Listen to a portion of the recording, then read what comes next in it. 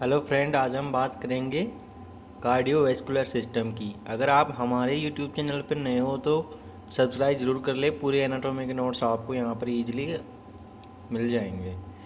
बात करेंगे हार्ट की। तो हार्ट के अंदर हम बात करते हैं, heart is a central part and vessels is a peripheral part of cardiovascular system.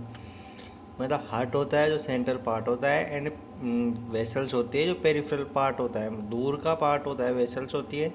इसके फंक्शन की बात करेंगे हार्ट के, तो the function of heart is a pumping of blood. Heart जो ब्लड को पंपिंग करने का काम करता है। उसके बाद में इसका वेट की बात करें तो मेल के अंदर 300 ग्राम का होता है और फीमेल के अंदर 250 ग्राम का होता है। इसकी साइज़ की बात करें तो 12 तो इसकी लंबाई होती है, लेंथ होती है, 8 डायमीटर होता है और 6 थिक होती है इसकी। Blood vessels are 3 type. इसकी ब्लड वेसल्स होती है हार्ट की, वो 3 टाइप की होती है। जो फर्स्ट वाली होती है वो होती है artery. The artery is a transfer blood from heart to organ. जो आर्टरी होती है ब्लड को ट्रांसफ़र करती है हार्ट से ऑर्गन तक। उसके बाद में कैपिलरी होती है। जो कैपिलरी होती है एक्सचेंज करती है gases, nutrient and waste product का। उसके बाद में वैन होती है। जो वैन होती है ट्रांसफ़र करती है ब्लड को ऑर्गन से हार्ट तक। उसके बाद में बात करते हैं जो वेसल्स की जो लेयर होती है। जो वेसल्स की layer of vessels 3 layer are present होती है इसके अंदर। Tunica adventitia. टूनिका एडवेंशिया जो outer layer of blood vessels, blood की वेसल्स की आउटर लेयर होती है, ये कनेक्टिव टिश्यू से मिलकर बनी हुई होती है। Tunica media, middle layer of vessels, middle बीच की लेयर होती है जो made up of smooth muscle, smooth muscle से मिलकर बनी हुई होती है। उसके बाद हम तीसरे नंबर की बात करें, tunica intima, inner layer of blood vessels, blood vessels की अंदर वाली लेयर होती है। Position of the heart, heart की पोजीशन की बात करेंगे हम, हार्ट कहाँ स्थित होता है। तो बात करें तो heart lies in thoracic cavity, ये थोरेसिक कैविटी के अंदर प्रेजेंट रहता है। बिटवीन द लंग्स, लंग्स के बीच में। कार्डियक नोच ऑफ लंग्स, जो हार्ट की कार्डियक लॉन्च होती है वो लंग्स के अंदर रहती है। सेकेंड रिब्स टू 6 रिब्स, दूसरे नंबर की रिब्स से लेके 6 नंबर की रिब्स तक के बीच में रहता है।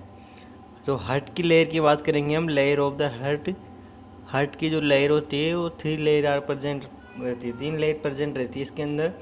Pericardium, it is the covering of the heart, यानी हार्ट को कवर करके रखती है। The pericardium is made up 2 layer, जो पेरिकार्डियम होती है ये भी 2 लेयर से मिलकर बनी हुई होती है। विसल पेरिकार्डियम, विसल पेरिकार्डियम होती है, it is inner layer of the pericardium की इनर लेयर होती है। पेराइटल पेरिकार्डियम, उसके बाद में जो पेरिकार्डियम की दूसरी लेयर होती है parietal pericardium, it is the outer layer of pericardium, यानी ये बाहर की लेयर होती है पेरिकार्डियम की। Between the parietal pericardium,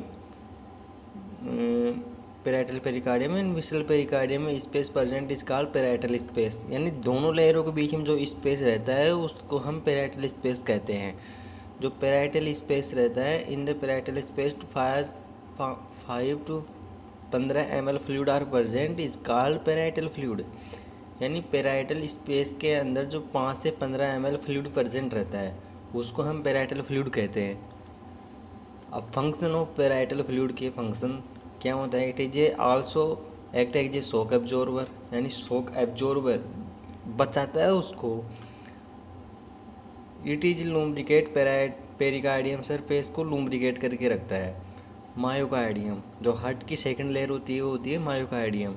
it is the middle layer of the heart, heart की जो मिडिल लेयर होती है it is the made up of cardiac muscle, यानी ये कार्डियक मसल से मिलकर बनी हुई होती है। It is the function layer of the heart, function layer होती है हार्ट की। और उसके बाद में तीसरी लेयर होती है endocardium, inner layer of the heart, heart की अंदर वाली लेयर होती है। In consist of epithelium tissue, epithelium tissue से मिलकर बनी होती है।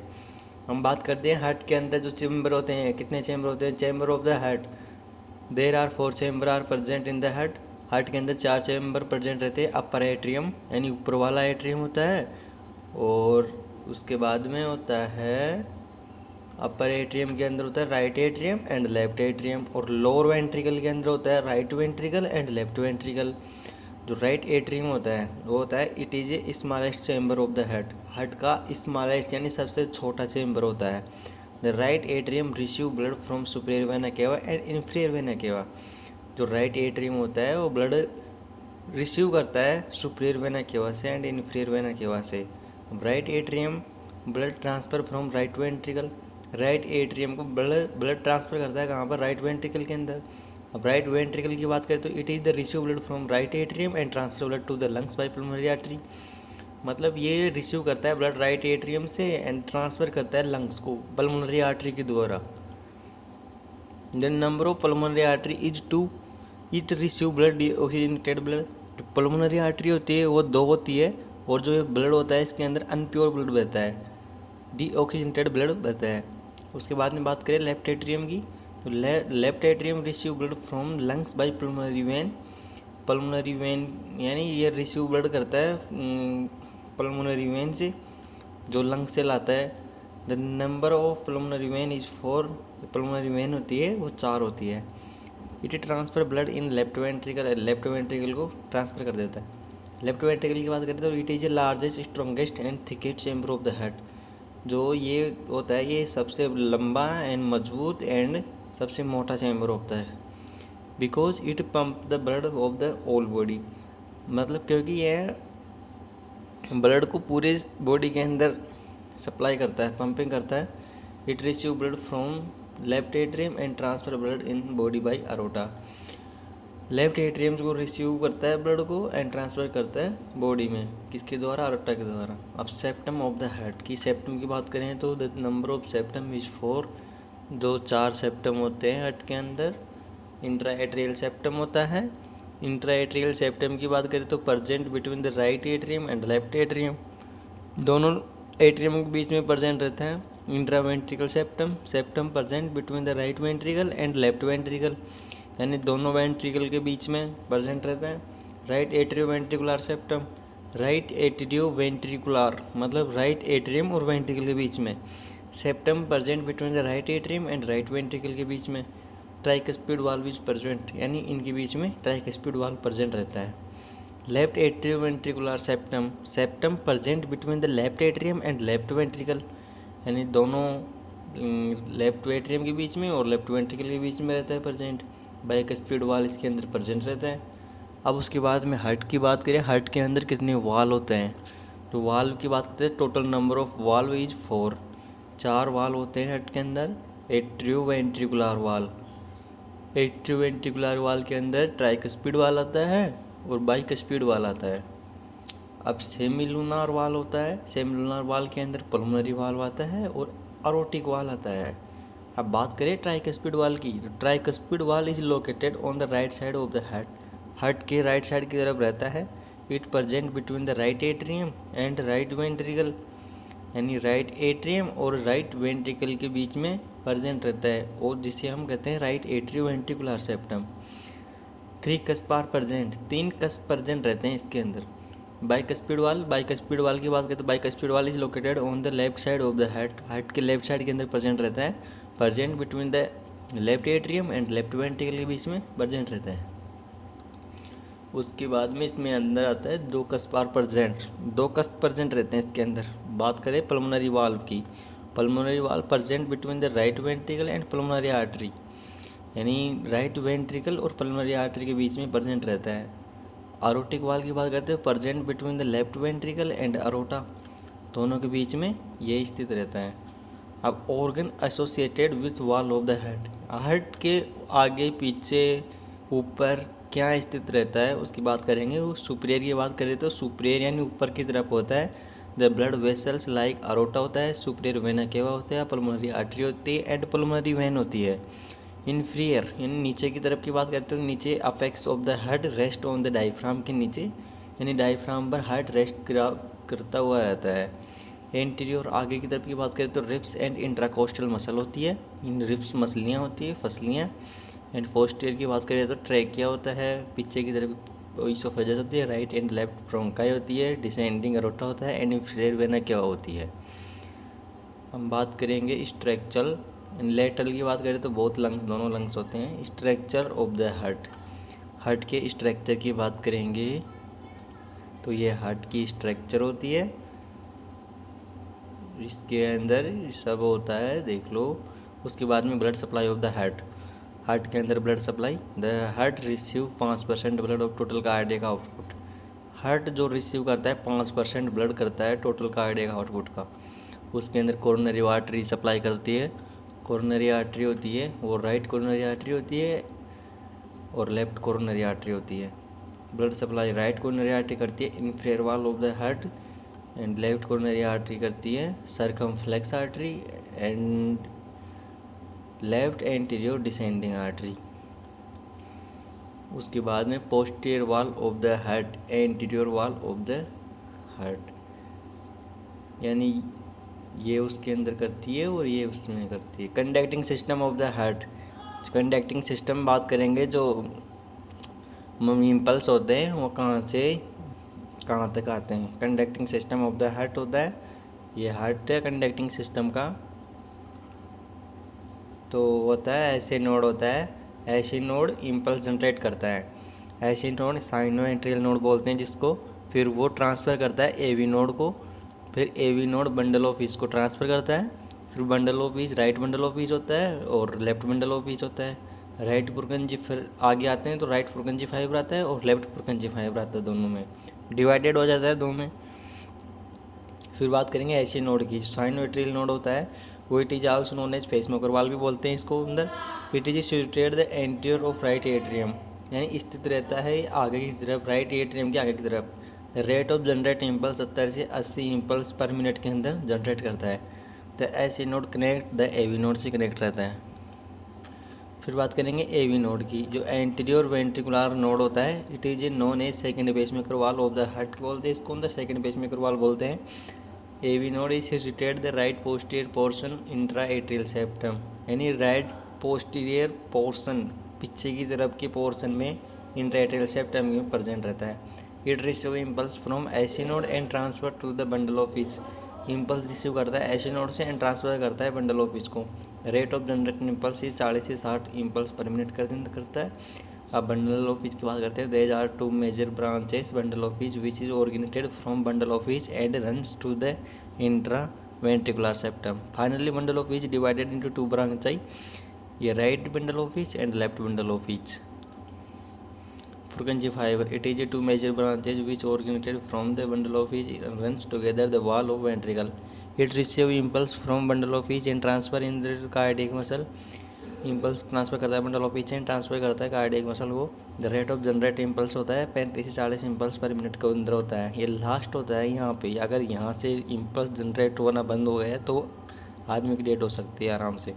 कार्डियक मसल की बात करते हैं तो द सीक्वेंस, कार्डियक मसल की डेफिनेशन होती है the sequence of events in a single heart beat is known as cardiac cycle, यानी जो एक मिनट के अंदर जो इतनी हार्ट बीट उत्पन्न होती है उसको हम कार्डियक साइकिल बोलते हैं। The cardiac cycle involve the systole, यानी इसके अंदर होता है सिस्टोल होता है, कंट्रैक्शन बोलते हैं जिसके अंदर, एंड डायस्टोल एंड रिलैक्सेशन होता है of the atrium and ventricle के अंदर।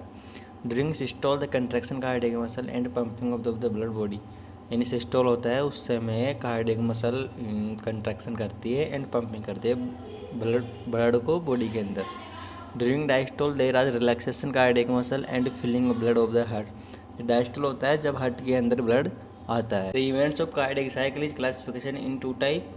इवेंट्स कार्डियक साइकिल की जो क्लासिफिकेशन होती है इसको दो टाइप में विभाजित करते हैं। जैसे सिस्टोल होता है जो कंट्रैक्शन होता है, डायस्टोल होता है रिलैक्सेशन होता है। When the heart beat is normal होती है 72 बीट पर मिनट, एक मिनट के अंदर 72 बीट पर हार्ट यानी 72 बार धड़कता है। अब बात करते हैं सिस्टोल। सिस्टोल के अंदर देयर आर टू टाइप होता है, isometric contraction and ejection period. अब आइसोमेट्रिक कंट्रैक्शन की बात करते हैं तो in this phase filling of ventricle is complete, यानी हार्ट जो फेज होती इस फेज के अंदर वेंट्रिकल पूरा कंप्लीट हो जाता है, भर जाता है ब्लड से ब्लड। फिर उसके बाद में बात करते हैं the atrio ventricular valve which close in phase. Atrio ventricular valve होता है वो क्लोज होता है इस फेज के अंदर। एट्रियो वेंट्रिकुलर वाल कौन से होते हैं?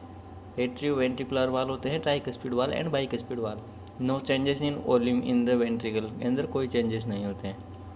फिर बात करते हैं during contraction the pressure increase within the ventricle by the pressure of blood semilunar valve which open. Contraction के अंदर प्रेशर इंक्रीज होता है तो वेंट्रिकल का pressure of blood and semilunar valve which open हो जाते हैं।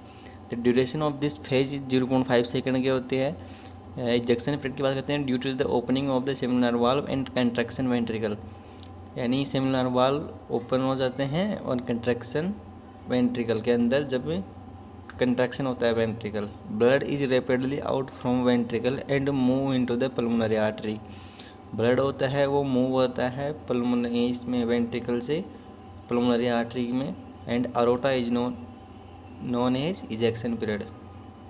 During of this phase is 0.22 second की होती है। डायस्टोल रिलैक्सेशन की बात करते हैं, देर आर 5 फेज होती है इसके अंदर। प्रोटोडायस्टोल होता है, आइसोमेट्रिक रिलैक्सेशन होता है, रैपिड फिलिंग होती है, स्लो फिलिंग होती है, एंड एट्रियल कंट्रैक्शन होता है।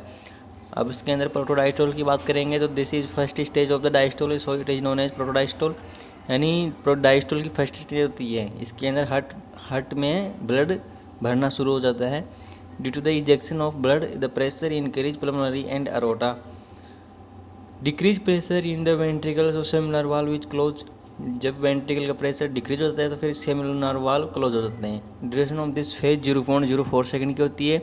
आइसोमेट्रिक रिलैक्सेशन की बात करते हैं, during of this isometric relaxation 1 second are valve is close, यानी आइसोमेट्रिक रिलैक्सेशन के अंदर सारे वाल्व एकदम से बंद हो जाते हैं इस समय। फिर बात करते हैं there relaxation ventricle pressure is decrease and atrial pressure is, ventricle pressure होता है वो डिक्रीज हो जाता है एंड एट्रियल प्रेशर वो इंक्रीज होता है। Due to the blood so AV valve is open, blood होता है तो उसके अंदर एवी वाल्व खुल जाते हैं। फिर ड्यूरेशन ऑफ दिस फेज होती है 0.08 सेकेंड की होती है। अब बात करते हैं रैपिड फिलिंग की। रैपिड फिलिंग की बात करते हैं तो इसके अंदर when the AV valve is open, atrio ventricular valve open हो जाते हैं, blood suddenly move from atrium to ventricle, atrium से वेंट्रिकल की तरफ मूव करता है। In this period is called rapid filling. About 70% blood filled in this phase, यानी 70% blood वहाँ से आ जाता है। Duration of this phase 0.11 second की होती है। स्लो फिलिंग फेज होती है। After the rapid filling the blood filled in ventricle is become slow, so it is called slow filling, यानी जब ब्लड रैपिड फिलिंग से बाद में स्लो होता है तो उसको हम स्लो फिलिंग फेज बोलते हैं। 20% blood of field during this phase, 20% blood भरता है इसके अंदर। ड्यूरेशन ऑफ दिस फेज होती है 0.19 सेकेंड की। एट्रियल कंट्रैक्शन, एट्रियल कंट्रैक्शन होता है after slow filling the atrial contraction 10% blood are filled in ventricle, यानी सारे फेज के बाद में एट्रियल कंट्रैक्शन होता है, 10% ब्लड इसके अंदर भरता है। ड्यूरेशन ऑफ दिस फेज होती है 0.11 सेकेंड की। दोस्तों अगर आपको नोट्स अच्छी लगी हो तो लाइक कर लेना, सब्सक्राइब कर लेना चैनल को। Thank you for watching.